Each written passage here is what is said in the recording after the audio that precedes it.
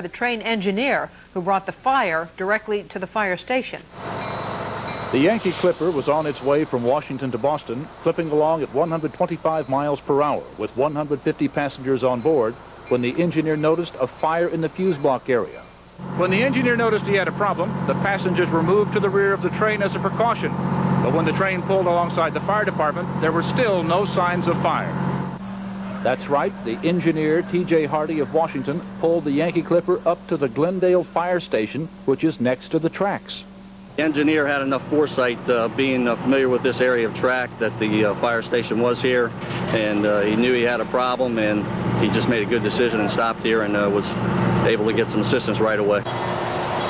Train traffic continued in both directions for more than an hour. The passengers switched to the Metro liner so they could continue their trip north. Initially, in the incident, we did not shut down the train traffic. We allowed them to proceed through the area slowly, and obviously there is power to the tracks. We're in the process of shutting that down now so we can get the firefighting equipment in. Later, the engine broke into flames and smoke billowed hundreds of feet into the air. Firefighters were reluctant to turn on the water until the 13,000-volt overhead lines were shut down. Amtrak cut the power at 9:20. Once that was done, firefighters went to work on the electrical fire inside the locomotive.